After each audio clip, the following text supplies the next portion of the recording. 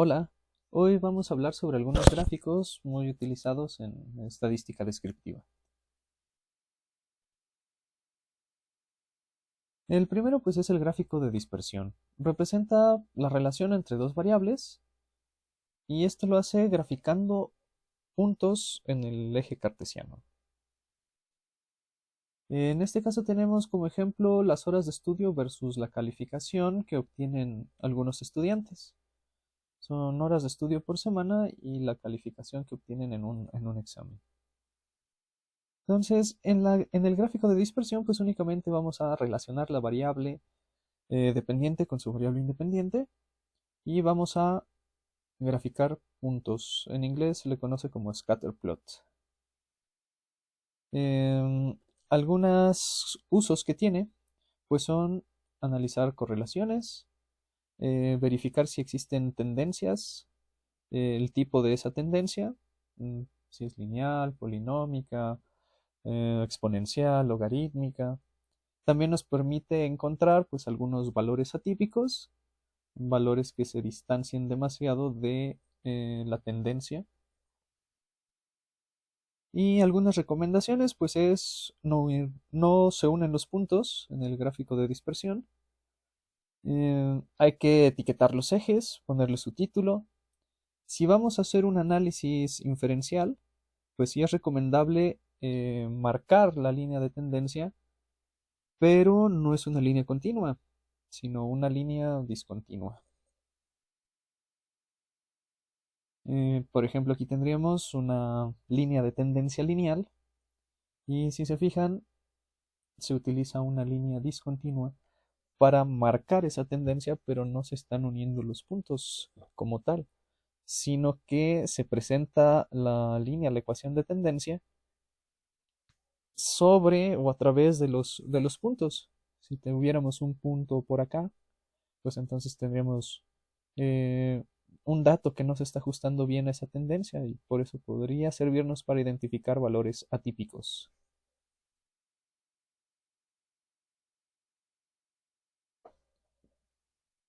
También, ahora sí tenemos los gráficos de línea. Aquí sí se unen los puntos. Y el ejemplo que tenemos es la evolución de la temperatura en un bioreactor.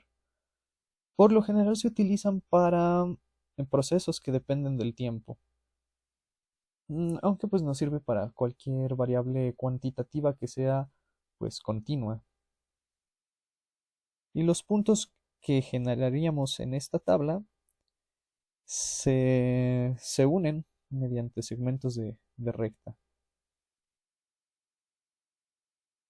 En la gráfica de estos datos marcamos los puntitos como si fuera un diagrama de dispersión, pero como se trata de una variable continua, pues hay una trayectoria de punto a punto.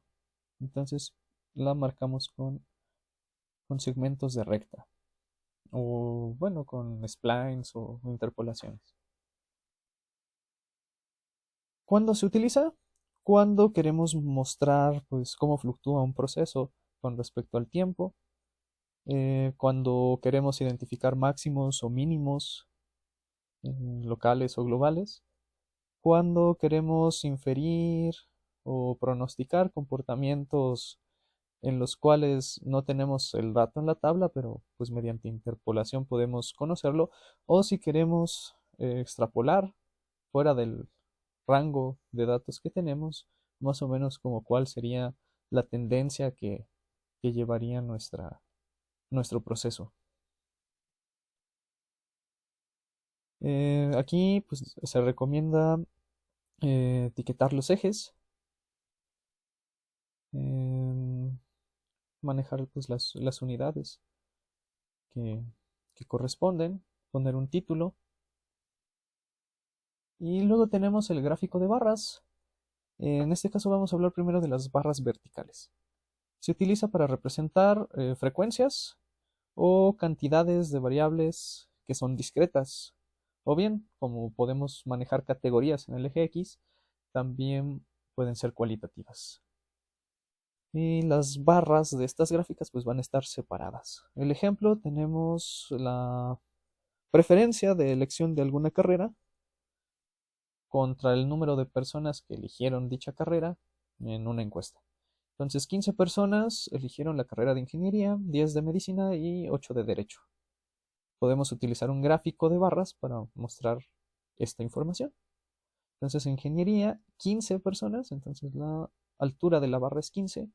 En medicina, la altura de la barra es 10, corresponde a la frecuencia. Y en derecho, 8 personas escogieron derecho como carrera preferida. Nos sirve para comparar categorías, mostrar frecuencias absolutas o relativas, dependiendo del eje que estemos manejando. En este caso serían frecuencias absolutas.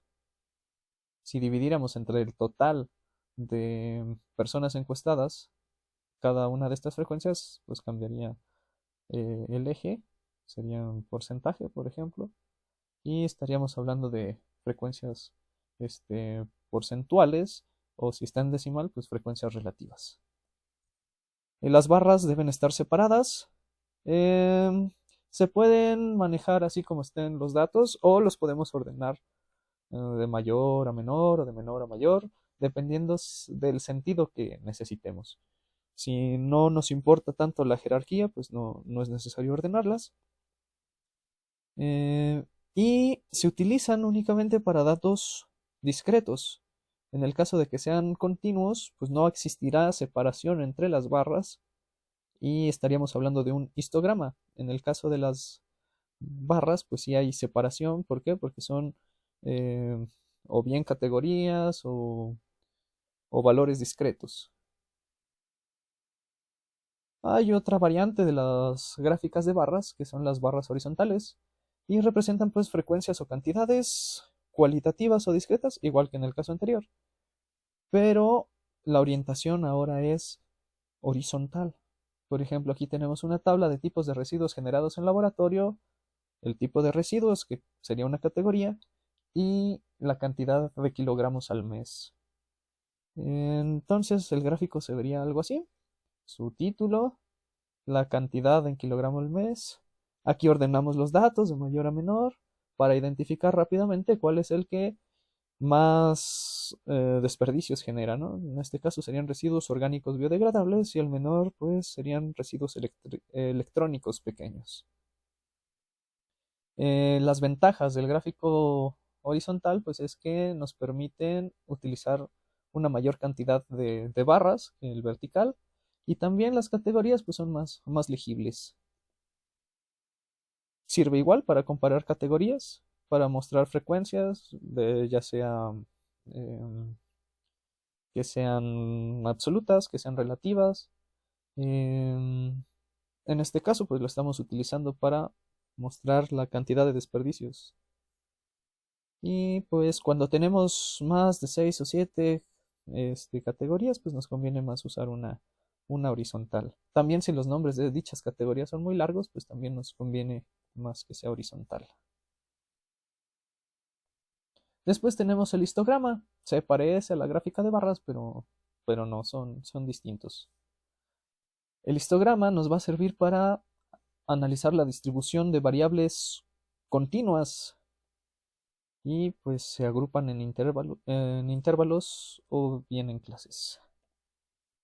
En este caso tenemos el peso de 75 personas y tenemos la tabla de distribución de frecuencias. Tenemos los intervalos que van desde 45 hasta 115 kilogramos y la frecuencia de cada uno mm, de esas clases de pesos. El histograma pues parece una gráfica de barras, pero no hay separación entre las barras y pues son variables continuas. Igual la altura de las barras pues indica la frecuencia que obtuvieron. Por ejemplo, ¿cuál fue la mayor? El rango de 75-85 y obtuvo 18. 18 personas estaban en ese rango. ¿Para qué nos sirve? Pues para identificar el tipo de distribución que tienen los datos. En este caso pues es más o menos normal, ¿no? Nos sirve para identificar si hay alguna asimetría o sesgo, para detectar la normalidad y ver la dispersión de los datos. Si muchos datos están Si todos los datos están muy cerca aquí de la media, pues es poca dispersión. Pero si tuviéramos barras muy alejadas de la media, pues entonces estaría más ancha nuestra campana y por lo tanto estaría más disperso nuestros datos. Recomendaciones, pues las barras van pegadas. Hay que elegir un buen número de clases o bueno de beans, les llaman en el histograma. Y hay varias reglas. Está la de Sturgis, está la de Draconis, hay varias. También se recomienda que cada clase pues tenga la misma amplitud. ¿Se pueden usar distintos? Sí, pero pues es más recomendable que sean uniformes o que sean del mismo ancho de clase, ¿no? Luego tenemos el polígono de frecuencias. Es una línea que une los puntos medios superiores de cada clase del histograma, es decir, une las marcas de clase. Para los mismos datos, entonces aquí graficaríamos para 50 kilogramos, tenemos 7, ¿no? Para 60 kilogramos tenemos 10, para 70 kilogramos tenemos 15 y así.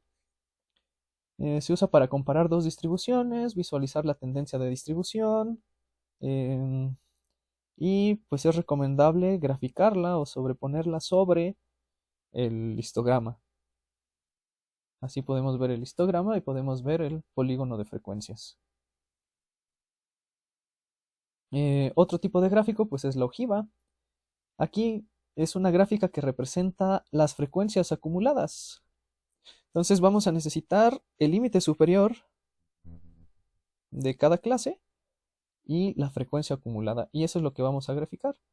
A 45 kilogramos pues tenemos 0. ¿Por qué añadimos el 0? Porque para que se vea bien, para que sea representativo, para evitar que nuestros gráficos sean engañosos, pues necesitamos iniciar siempre por el 0. Entonces bajé un poquito tomé el límite inferior para expresar que la frecuencia acumulada antes de 45 45 kilogramos, pues no había personas que presentaran ese peso.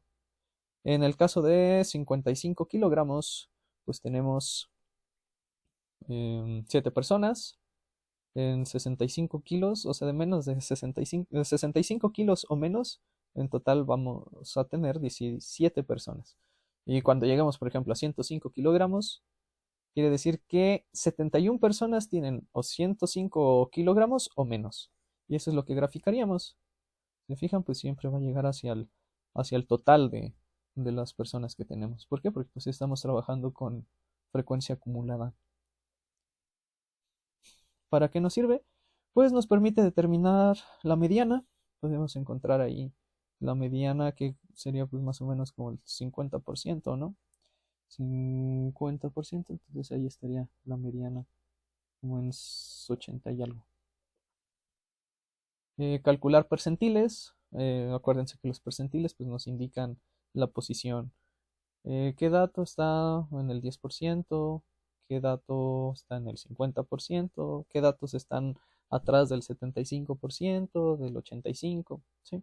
Encontrar cuartiles, pues también son medidas de posición, ¿no? Acuérdense que la mediana, pues es el cuartil 2. El cuartil 1 o el primer cuartil nos indica hasta dónde está el 25% de los datos y el tercer cuartil nos indicaría la posición o a partir de cuál punto. Debajo de él, pues tenemos el 75% de los datos.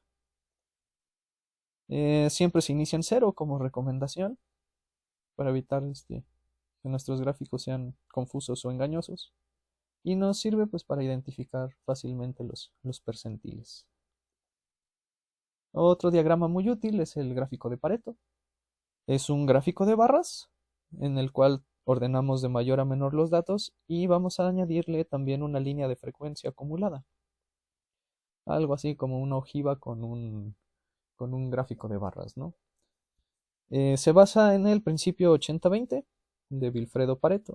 Ese principio pues, nos dice que el 80% de los problemas es originado por el 20% de las causas. Entonces eso nos permite atender o enfocar nuestros recursos a resolver ese 20% de causas que nos genera pues, la mayor cantidad de problemas. Aquí tenemos, por ejemplo, una tabla sobre un curso y el número de quejas que hay sobre la plataforma, sobre la interactividad, sobre la evaluación del desempeño, sobre el material, sobre la evaluación, sobre la forma de evaluación, quejas sobre el instructor, quejas sobre los recursos, la duración del curso o de las sesiones, la comunicación y la accesibilidad. Tenemos el número de quejas, que pues, va a ser una frecuencia, y el total, ¿no? Convertimos estas frecuencias a porcentajes y generamos una tabla de porcentaje acumulado. Y vamos a graficar el número de quejas como gráficos de barras y el porcentaje acumulado. Entonces, nos dice que nos va a servir para identificar el 20% de las causas que originan el 80% de los problemas. Entonces vamos a la línea de 80%. Sería por aquí. Y aquí bajamos. Quiere decir que estas tres causas, plataforma, interactividad y desempeño, pues son las que tenemos más quejas, obviamente. Y si resolvemos estas, estaríamos reduciendo en un 80% la cantidad de quejas totales, ¿no? Entonces este gráfico se utiliza mucho en industria, en organizaciones, pues para identificar cuáles son los problemas que pues merecen mayor atención o mayor destinación de recursos y esfuerzos para pues atendiendo poquitos conflictos pues resolver la mayor cantidad de situaciones adversas o conflictos que puede haber. Entonces sirve para identificar causas principales, para el control de calidad, para identificar fallas. Y pues la recomendación es ordenar de mayor a menor los datos para que funcione y podamos aplicar de forma gráfica pues ese principio 80-20. También tenemos el diagrama de caja y bigotes, en inglés se le conoce como box plot, y es una gráfica que nos permite representar pues los cuartiles, el 1, el 2 y el 3. ¿No? Recuerden que el cuartil 2 pues es la mediana, entonces tenemos el primer cuartil, la mediana, el tercer cuartil, el rango intercuartílico y incluso nos permite detectar valores atípicos. Aquí tenemos tres grupos y la hora de estudio semanal de cada integrante, ¿no? El grupo A pues estudian 8, 10, 12, 9, 11, 13, 7, 14, 10, 12, 9, 15, 11, 10 y 13 horas. El grupo B pues estudia un poquito menos, 5, 6, 7, 8, 6, 9. ¿Sí? O sea, son las horas de estudio de cada integrante del grupo A, del grupo B y del grupo C. Podemos usar un diagrama de caja y bigotes para eh, pues caracterizar esos grupos y también comparar entre grupos. Para eso es muy útil ese tipo de diagrama, el box plot. Ok, aquí tenemos al grupo A, al grupo B y al grupo C. Fíjense que la caja pues va a tener varios elementos, ¿no? Tenemos los bigotes, un bigote superior, un bigote inferior, una caja, el ancho de la caja, una línea, que ese pues corresponde a la mediana, esta línea inferior corresponde a un cuartil y el otro pues al otro cuartil. La X pues nos indica la media, ¿no? Entonces, aquí graficamos un puntito, este va a ser un valor atípico. ¿Para qué se utilizan? Pues nos sirve para comparar distribuciones, para comparar grupos. Fíjense que la mediana está muy por encima, o la caja, es más, toda la caja completa está por encima del grupo B. Entonces el grupo A estudia más que el grupo B. Aquí pues se traslapan un poquito más las cajas y ligeramente la mediana del grupo C pues está por encima de la del grupo B. Acá tenemos otro valor atípico, pero en este caso en el límite inferior. A estos valores atípicos en inglés se les conoce como outliers. Nos sirve para ver la simetría, porque si la línea de la mediana está en el centro de la caja, pues es simétrico. Si está por debajo o está por arriba, pues aquí tenemos algún sesgo.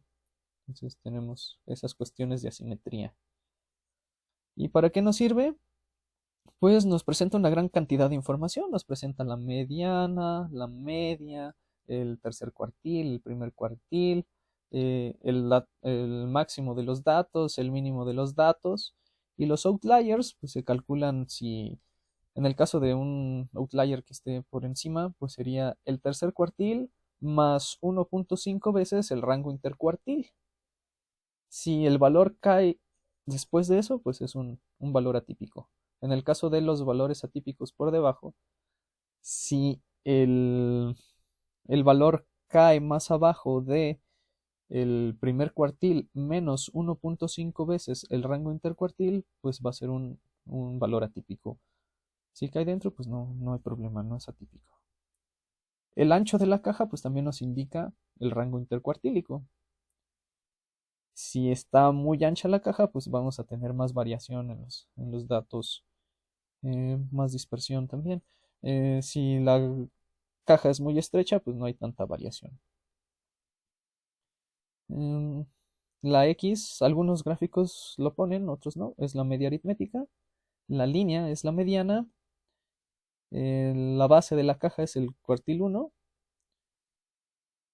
La tapa superior de la caja es el tercer cuartil. Em, este El bigote representa el dato máximo y este inferior representa el dato mínimo. Luego nosotros tomamos estas medidas, el tercer cuartil más 1.5 veces el rango intercuartílico, van a ser límites que no se grafican, pero si algún dato cae fuera de esos rangos, pues se grafican como puntos, como si fuera un gráfico de dispersión, como scatter plots. em, y van a ser los outliers, o los valores atípicos. Y la gráfica de pastel, pues representa proporciones, como un pastel, como un círculo, como una pizza, como rebanadas de pizza, en donde el tamaño de la pizza pues representa el porcentaje. Aquí tenemos la preferencia de bebida. En una cafetería tenemos varias opciones: café, té, refresco, agua y jugo natural. Y la encuesta fue a 100 personas. Entonces, si obtuvimos 35 de 100, tenemos el porcentaje, porque requerimos el porcentaje para hacer la gráfica de pastel. Entonces, convertimos frecuencia a porcentaje y tendríamos estos datos. Aquí está sencillo porque pues fueron 100 personas.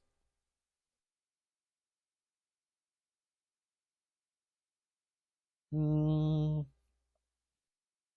final, pues nos tiene que dar el 100%. Le puse la unidad, pero tiene que sumar 100%, ¿no? Y aquí estaría un diagrama. El 35% corresponde al café, pues es el que tiene mayor frecuencia, entonces su rebanada pues es más grande. Y la menor fue el jugo natural, tiene una rebanada más pequeña. Podemos usar colores, clave de color, leyendas y pues indicar el porcentaje siempre es recomendable también para pues tener el dato. Nos sirve para mostrar composiciones porcentuales y pues solo es recomendable pues cuando tenemos pocas categorías, más o menos 5 o menos.